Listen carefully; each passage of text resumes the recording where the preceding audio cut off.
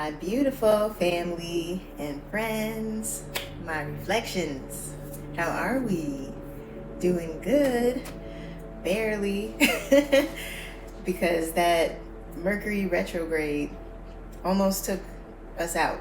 That Lionsgate portal almost left us in the dust, but we persevered. We got through all of our tests, our trials. We had our tribulations, and we made it out, y'all. Praise Yah. All praises.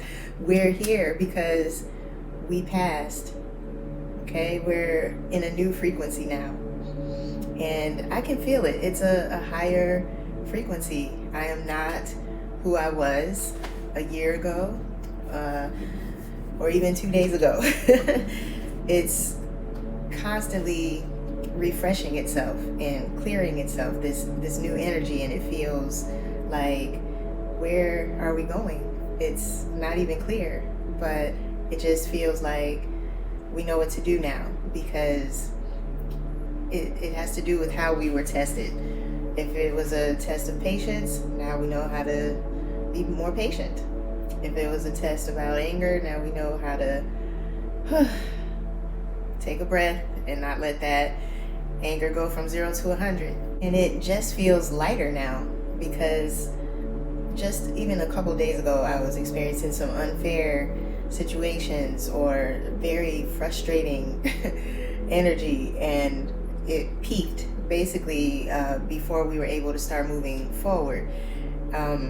It's like the final test before we were able to step into the next phase, and it's Spirit's way of asking, like, hey, are you sure that you're ready to, let go of low frequency behavior? Like, are you sure you're going to stop letting low frequency behavior pull you down? Low frequency behavior is like that ghetto stuff, you know what I mean? That like ignorant stuff. And I'm not gonna go where I really want to go, but it's like that 2D low frequency, right? When you're confronted with something like that, how do you respond? Are you able to go and brush your shoulders off, like Jay-Z says, and walk away from that? Does it make you cry? Does it make you want to lash out? Do you get just as ignorant with them? Does it turn into a physical altercation? Do you have to call the police? Do you have to tell their boss on them? Like, all of those things I've tried in the past, and the only thing that works is to resolve it in me in a nice, peaceful way, because choosing peace and alignment over the need for justice, even from others, is how you pass that test. And you got to just keep your focus even when the outer world tries to knock you off balance. It's kind of like just realizing that the world is just like that. There's gonna be those kinds of characters that you encounter every now and then, but it's really up to you, right?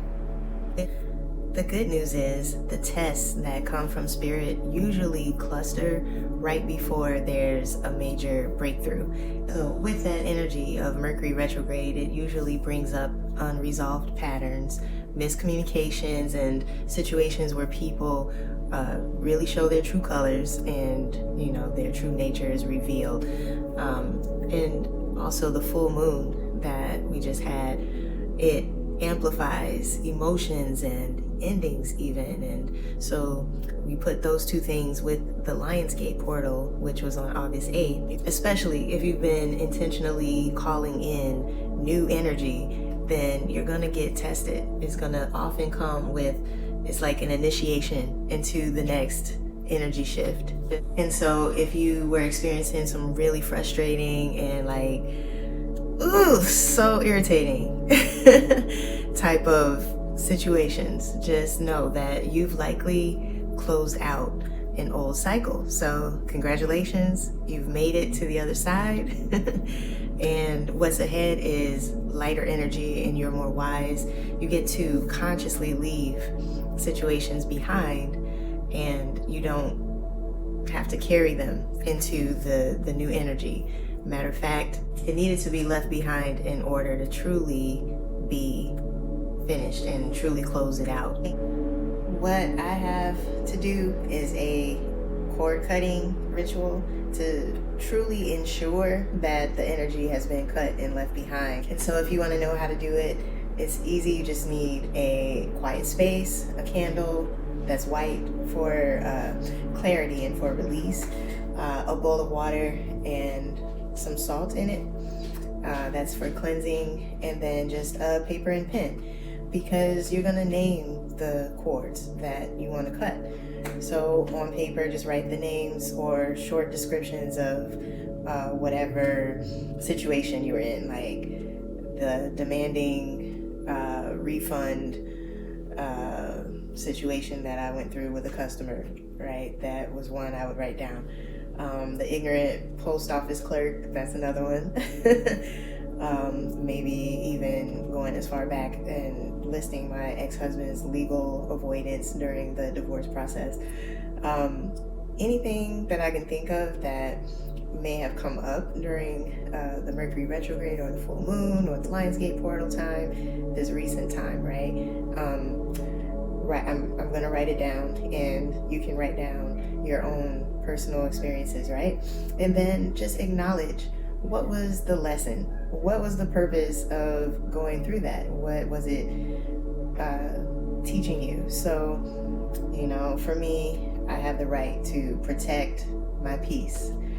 I don't need to prove my worth to anyone. I can stop giving energy to like systems that don't honor me. Like, when it gets escalated to an authoritative department and they do nothing about it.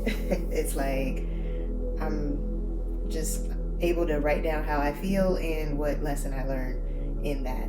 And so you can write down your own personal lessons that you want to take from those situations. And then just close your eyes and visualize a cord between you and each situation or each person. And you want to notice in your body where you're feeling energy when you think about or write about or talk about those situations. Your body is very sensitive and it feels in certain areas. And I'll talk about that, what each area means. But just notice where it is, right? And then cut the cord. You release. You picture a glowing blade in your hand, a really big sword, pointy, glowing lightsaber, or made of fire, and cut that cord of energy that ties you to that person or that situation. And let also the paper be torn and burned or thrown away, and then use that salt water and cleanse yourself and say, I clear my energy, I release this tie, I keep the lesson, but I return the rest to the fire, to the light, and I am now cleansed and clear.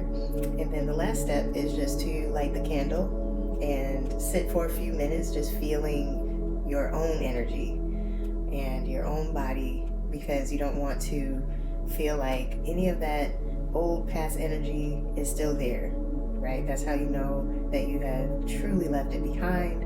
And then just imagine your whole body strong and glowing and whole again, with no attachments going anywhere to connect to anybody or any situation. And that's really a simple cord cutting ritual that you can do in the privacy of your own home. And that way you know that you're not bringing anything from this past portal into the new energy, and you'll truly feel the difference of the lighter energy. Just the intensity of those frustrating, irritating situations will just fall by the wayside. And so moving forward, now that we're getting into this new energy, it's about working with your intuition from now on. And, as an intuitive or a medium even, I've had a lot of practice working with my intuition. And the secret is to be really in tune with all the ways that you feel, all the things that you feel in your body and around you. it's like a way of recognizing patterns. And because I have a touch of neurodivergence, I think that I pick up on patterns really easily, and so that helps me with my intuitive powers. But it's something that you can also train yourself to do if you're not already in tune. But pay attention to your gut. You probably heard people say that before, like, I had a gut feeling. It's really talking about intuition.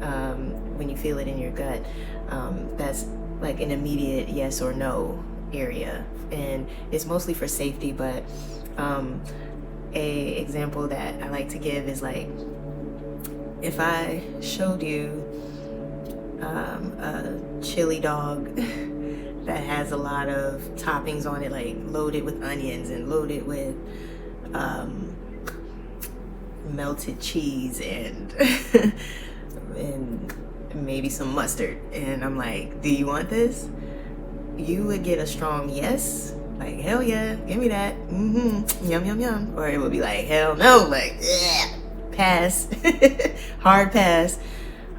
So that's an example of how strongly your gut needs to work when guiding you on a decision. That, if you're feeling it in your gut, you'll know if it's a yes or a no. And that's how the gut feeling works.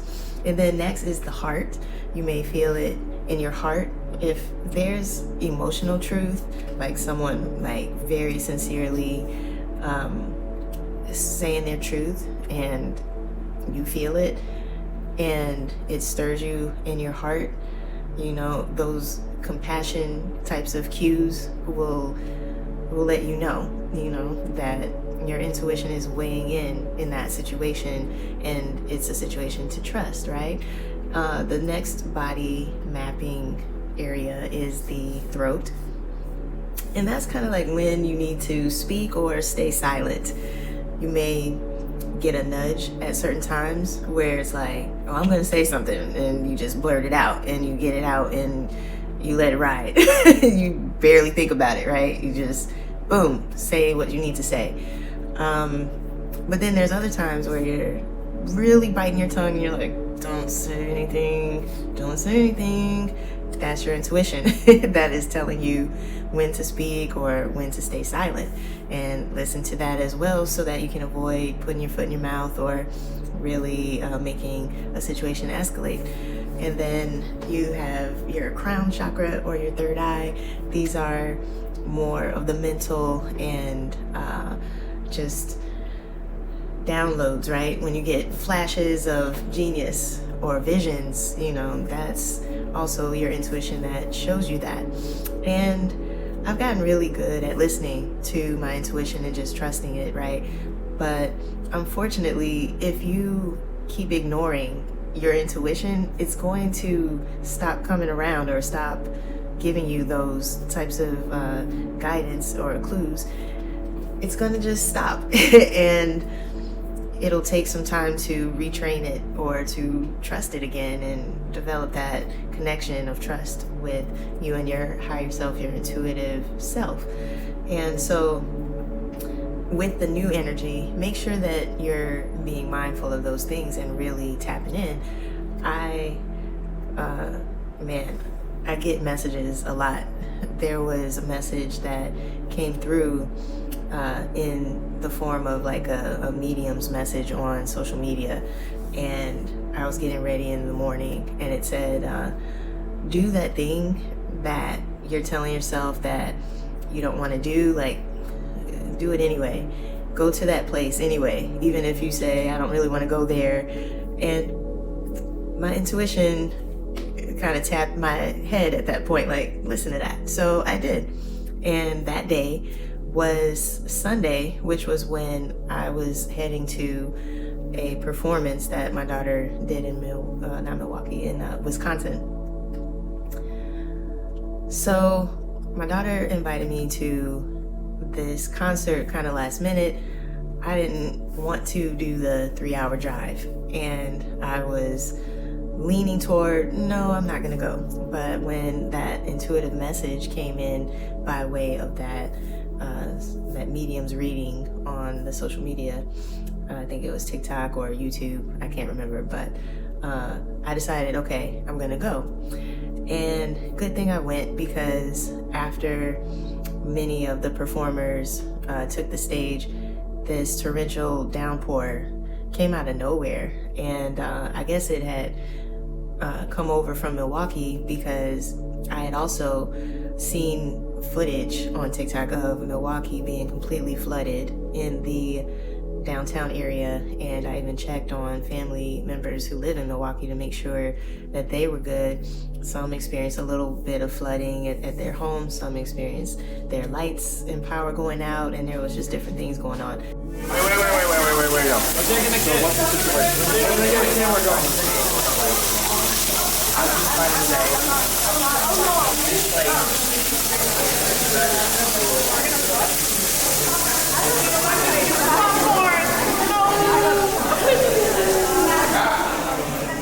After being there, here comes these waters, and the concert was over at 10, so it was definitely dark, and it was in a remote nature area called Devil's Lake. And so my daughter had driven with her friends that are her bandmates and another performer or two, all in her car that used to be my car. I signed the title over to her, and now she drives this RAV4. And so she had driven that car, and then my partner and I had driven his car. And when we were there, the rain was so heavy and it was so dark in that remote naturey area. It was pitch black, and just curvy roads and terrains were like very hilly. My daughter actually came and asked me, can you drive, because I'm not able to handle the rain, the dark, the hills, the everything. I'm exhausted. I didn't get any rest last night. Can I just ride with, she wanted to ride with my partner G-Day, and she wanted me to drive her car and safely drive her bandmates and friends home, or at least halfway home, so that she could get at least an hour and a half to 2 hours of rest while we were heading back to Illinois. And had I not listened to that intuitive nudge to go, none of her other friends would have been able to handle the the high skill level of driving that it took to get us out of there and on the road. And while on the road, tell me, why did her windshield wiper motor give out on the left windshield wiper, which is the one that was in front of me in the driver's seat? And so we're in rain, like a rainstorm, and the water is completely covering the windshield on the left side, and it's blurry and I couldn't see, and I had to pull over and try to get it working. It just didn't work, it broke. So I said, let's just drive out of this storm. So I put the car in cruise control, and I had to lean over like this to be able to see, because the right windshield wiper was wiping away the water, but only over there on that side. So I'm like just steering. I don't have to put my foot on the gas, but I did need to keep moving forward. And eventually we made it out of that rain, and I was able to dry off the windshield on the left side, and we were good getting home. But I was able to be a angel, a guardian angel in the flesh, for getting my daughter and her friends home safely that night. And so I say that to say that's the way that we got to be in tune with our intuition coming into this new energy, post-Lionsgate portal. All right, so that is the good word for today. Let's all stay tapped in. Let's make sure that we're just always aware, awareness and presence. That is the only a safe and free way to be, to stay tuned in to our intuition in the present moment, and to make sure that we're knowing if anything is coming up that we should pay attention to, and just believe and trust in the signs that you receive, okay? All right, well, I will be back again for another talk soon. And until next time, peace. Love you guys.